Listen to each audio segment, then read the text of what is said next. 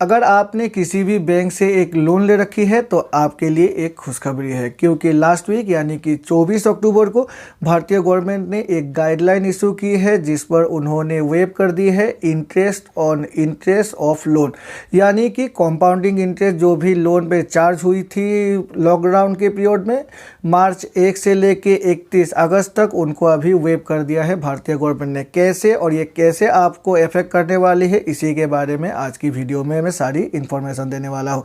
नमस्कार दोस्तों, मेरा नाम है विराज और आपका स्वागत है मेरे चैनल विराज की बातें में। तो चलिए आज की वीडियो को फटाफट शुरू करते हैं।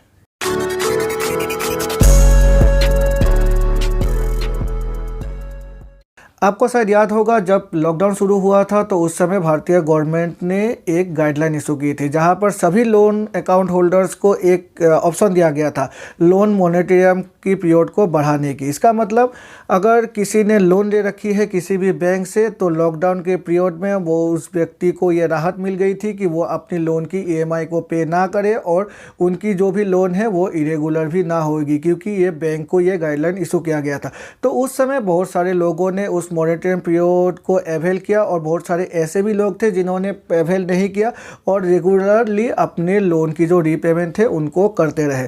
तो उन लोगों के लिए खासा खुशखबरी है, क्योंकि हम सबको पता है लोन की जो रेट ऑफ इंटरेस्ट है वो कंपाउंडेड होती है। मतलब हमारी जो भी इंटरेस्ट है इंटरेस्ट पर हमें इंटरेस्ट पे करना पड़ता है और इसी को लेकर ये बड़ा फैसला किया गया है। अब जो करंट फैसला किया गया है उस फैसले के तहत अगर हम एक ऐसे लोन पेयर है जिन्होंने उस मॉनिटरिंग पीरियड के समय भी यानी कि लॉकडाउन के पीरियड में भी अपने लोन की रीपेमेंट कंटिन्यू रखी थी, तो हमने जितनी भी एक्स्ट्रा इंटरेस्ट पे की है उस इंटरेस्ट को बैंक अभी हमें लौटा देगी एज ए कैशबैक।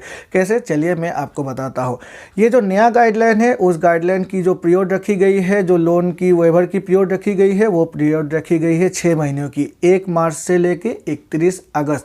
मतलब 1 मार्च से 31 अगस्त के बीच जिन भी लोगों ने अपनी लोन की रीपेमेंट की है तो उन लोगों को जो भी इंटरेस्ट थी वो अभी चार्ज किया जाएगा सिंपल इंटरेस्ट के तौर पर, ना कि कंपाउंड इंटरेस्ट के तौर पर। ये सिर्फ 6 महीनों के लिए ही है।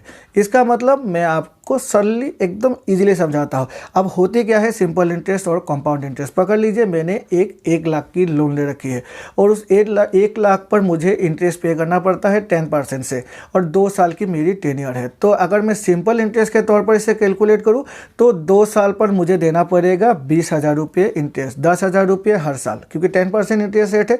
10,000 रुपये पहले साल और 10,000 रुपये दूसरे साल। लेकिन अगर इसे ही मैं कंपाउंडिंग के तौर पर अगर कैलकुलेट करूँ तो ये जो 1 लाख की लोन अमाउंट है उस पर मुझे पहले साल तो 10,000 रुपये एज ए इंटरेस्ट पे करना पड़ेगा कंपाउंडिंग, लेकिन जो दूसरी साल होगी उस पर मुझे 11,000 पे करना पड़ेगा। मतलब टोटल जो मेरी इंटरेस्ट रीपेमेंट होगी वो होगी 21,000 रुपये। क्यों? क्योंकि 10,000 रुपये पहले साल उसके वो भी प्रिंसिपल के साथ ऐड हो जाएगी, 11,000 रुपये अगले साल। तो इस तरह से मैं 21,000 रुपये पे करूँगा। लेकिन अगर मुझे सिंपल पे करना होता तो मैं 20,000 रुपये पे करता। तो इसी हिसाब से ये जो 6 महीने पे मेरी जो एक्सेस 1,000 जो मैंने एज ए कंपाउंडिंग पे की उस इंटरेस्ट अमाउंट को अब बैंक मुझे लौटा देगी। अगर मैंने अपने मॉनिटरिंग पीरियड जो 6 महीने रखा है उस मॉनिटरिंग पीरियड में मैंने रीपेमेंट की है तो, और ये जो रीपेमेंट जो ये कैलकुलेशन होगी 5 नवंबर से पहले और उसके बाद एज ए कैशबैक बैंक हमें हमारे अकाउंट में ये पैसे दे देगी या फिर हमारे लोन अकाउंट में ही इसे पे कर देगी। और अगर हम एक ऐसे व्यक्ति हैं जिन्होंने मॉनिटरिंग पीरियड को अवेल किया, मतलब हमने उस समय 1 भी रुपये पे नहीं की एज ए ईएमआई, तो तब भी मुझे बेनिफिट मिलेगी, क्योंकि जो मेरी ईएमआई जो मेरी loan amount with interest accumulate हो गई है ना वो भी अभी सिंपल इंटरेस्ट के तौर पर ही एकमुलेट होगी। तो कंपाउंडिंग कुछ नहीं होगी ये 6 महीनों में। तो ये काफ़ी बड़ी राहत है, खासकर उन लोगों के लिए जिन लोगों ने इस मॉनिटरिंग पीरियड में रीपेमेंट को कंटिन्यू रखा और वो लॉयल रहे अपने बैंक के प्रति भी और अपने जो भी रिस्पॉन्सिबिलिटी है उसके प्रति भी। और वो लोग भी जो शायद लॉकडाउन के समय उनको उस स्थिति में थे ही नहीं कि वो अपनी लोन को रीपेमेंट कर सके, लेकिन अभी जब वो कंटिन्यू करेंगे तो उनका जो बोझ है वो थोड़ा सा कम हो जाएगा।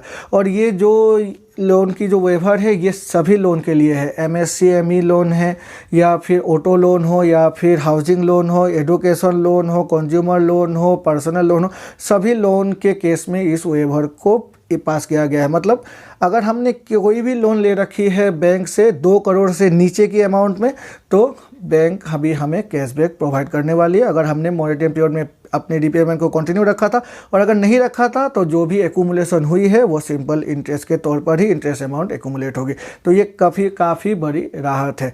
अगर आप एक ऐसे व्यक्ति हैं जिन्होंने लोन ले रखी है और अगर रीपेमेंट कर रखा है, तब तो आपको आपके जो कैशबैक है वो नवंबर के 2nd वीक तक मिल जाएगी।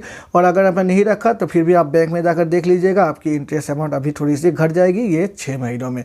तो ये काफ़ी बड़ी एक रिलीफ है गवर्नमेंट ऑफ इंडिया की तरफ से। तो मैंने सोचा क्यों ना ये एक वीडियो बना दो, जिससे कि अभी जो भी मेरे सब्सक्राइबर है जिन्होंने अपनी लोन ले रखी है, तो उन तक ये इन्फॉर्मेशन सरल शब्दों में पहुंच जाए।